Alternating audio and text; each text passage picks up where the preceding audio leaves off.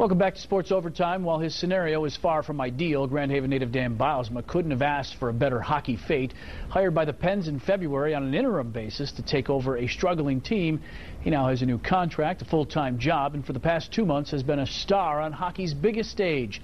Jack Doles has more with Dan from Pittsburgh. Hey, are you living the dream right now? I think this would classify as living the dream, yes. How big of a whirlwind has this year been? You know, you start the season, Wilkes-Barre, Scranton. Now here you are on this stage.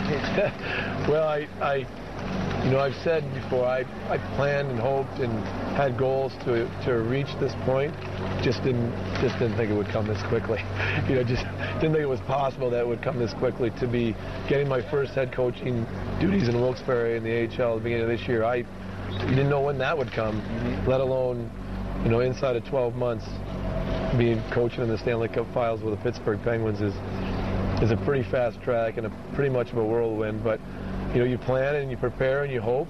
When your opportunity comes, you try to be ready for it. And this team's had a lot of success, and I'm fortunate with the team we have and the organization we have, and I'll take the whirlwind every day. When you get a guy like Crosby and Malcolm, is it as easy as just throwing the puck on the ice and say go, or are there some big challenges as the head coach? Well, I think it's easy to let them go and be themselves. They're obviously talented and gifted players, and they can do a lot by just going. At the same time, everyone, if you look back to when you were 19, 20, 21, 22, even when I was a 30-year-old player, you still have learning to do. You still need to work on getting better in different aspects of being a professional, both on the ice and off the ice. And so while you can just let them go, they also, and they know it too, they know they need to get better and want to get better, and you got to treat them just like anybody else who's in that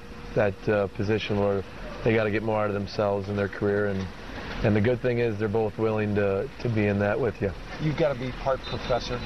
How do you teach guys that are, nothing against your skill, you're a fine player, but we're talking guys that are just top of the world.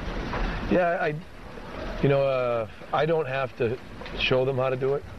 They probably show me more than I could ever show them. And there are certain things that I learned from them, watching them, and even adjusting my style of coaching based on the talent level that they have. They can get away with more than I could get away with, so to hold them to my standard would be wrong as a player. But at the same time, there's experience, there's knowledge that you gain, and almost every day I'm trying to add to what I know as a coach as well. How much are you looking back on your experience as a player when you played in the Stanley Cup Finals? How much are you taking from that and trying to use as coach? You're passing these lessons along, some of these things to these guys? Well, I think in two aspects it helps me out. And these guys went through it last year. I didn't go through it with them. But we can talk about our experiences together as a player. This is what happened in 03. We went down against the Devils in 2 road games to go down 0-2. Went back home and won games 3 and 4. I can draw upon that. They have experiences from last year's final and how they played and how they reacted. So together with those experiences, we can draw upon them. But for me personally, I think when you're there for the first time, there's an emotion that is part of it that you just can't quite control, and you can't quite help it. It's hard to control the second time around. There's a lot of thoughts and emotions, but there's a confidence and a calmness that you can draw upon. I've been here before. I know what to expect in terms of the attention of the games, the media of the games, and the thoughts that run through your head when you're approaching a game, when you're approaching the series, when you lose a game. And so draw upon that for myself personally to say, okay, I've been there, done that. This is how we need to be focused. Calmness is something Pierre McGuire talked about.